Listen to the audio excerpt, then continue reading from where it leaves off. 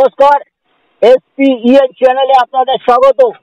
এই মুহূর্তে অত্যন্ত দুঃখজনক, ভারতীয় ফুটবলের লজ্জার দিন। বাংলাদেশের কাছে ভারত 1 গোলে হেরে গেছে AFC এবং ফিফা কোয়ালিফায়ারে। দেবাশিস দা আমার সঙ্গে আছেন, দেবাশিস মুখার্জি, যিনি প্রত্যেকটা ম্যাচ অত্যন্ত মনোযোগ দিয়ে দেখেন, সে ক্লাব ফুটবল হোক বা দেশের ফুটবল হোক। দেবাশিস দা, কতটা লজ্জার? দেখো, লজ্জা তো মানে কি বলবো, এই লজ্জা করেই তো চলছে। আগের দিন ক্রিকেট হলো, হ্যাঁ, সাউথ আফ্রিকার কাছে, আজকে ফুটবল হলো বাংলাদেশের কাছে।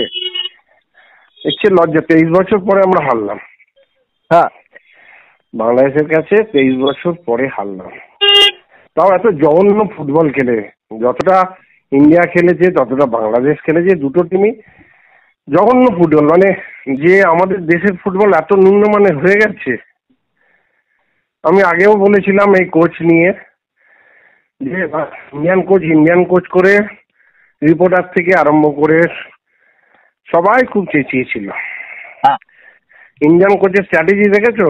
লম্বা লম্বা থ্রো আর কর্নার আর ফ্রিকিক, এর বাইরে কোনো স্ট্র্যাটেজি নেই।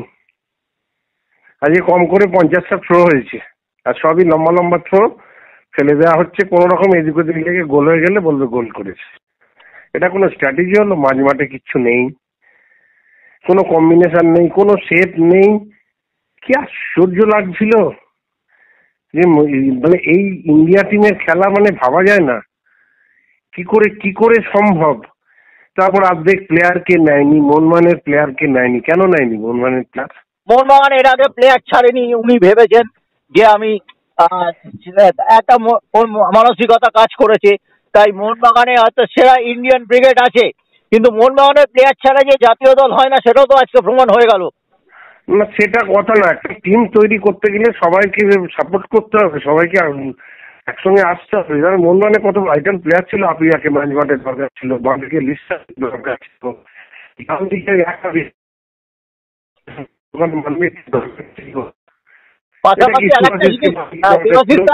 ভারতের ফুটবলে যে ডামাডোল চলছে IPL নিয়ে, তাতে কি মনোসংযোগ হারাচ্ছেন এই ভারতীয় ছেলেরা? কারণ তাদের তো ভবিষ্যৎ অনেক বিদেশিরা নয়, বিদেশে চলে যাবে, এদিক ওদিক কোনো ক্লাবে ছড়িয়ে ছিটে থাকবে, কিন্তু ইন্ডিয়ান ছেলেরা তো আর বাংলাদেশেও এখন যেতে পারবে না, যা পরিস্থিতি। প্লেয়াররা যদি সিস্টেমে প্র্যাকটিস করায় তো প্লেয়ার, এটা কি ওই ডামাডোলটাও কি এফেক্ট?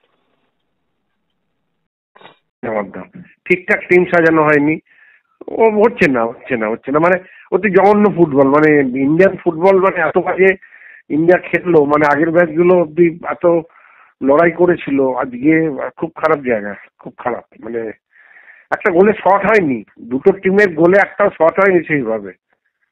যা হয়েছে সব বাইরে, গোলের মধ্যে কোথায়?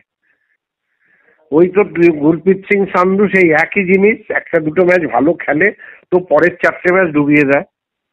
আজ গোল খেয়েছে ওইটা, ওটা একটা ব্যাক পাস না, ওর সামনে রেখেছে, ও এগিয়েছে, পাক করে বসে পড়লো, সামনে বলটা ফেলতে পারলো না বলটার জন্য, ও এসে দাঁড়িয়ে পড়লো হাত তুলে এরম ভাবে পা ইয়ে করে একদম দাঁড়িয়ে পড়লে। কি এটা? কি এটা গোলকিপারের টেকনিক? আকাশ বিশ্ব কোথায় ছিল লেফট ব্যাক? সে কেন ফলো করেনি? অত পেছনে কেন? কোথায়? এর ডিফেন্ডারদের কি খেলা শেখাতে হবে এখন? জায়গা নিতে বোঝাতে হবে এই প্লেয়ার গুলো কি করছে? তুমি চেঞ্জ করো, খোল বলছে পাল্টাও, চেঞ্জ করো ভাই। হবে না, মানসিকতা তৈরি করতে হবে। একটা ছেলের মধ্যে সেই মানসিকতা দেখলাম না যে চলো ম্যাচটাকে নিয়ে যাই। এইখানেই ওই বাইচুং, সুনীল ছেত্রী, এদের সঙ্গে ডিফারেন্সটা না এইখানেই বোঝা যায়, এইখানেই বোঝা যায়। অনেক ধন্যবাদ তোমাকে।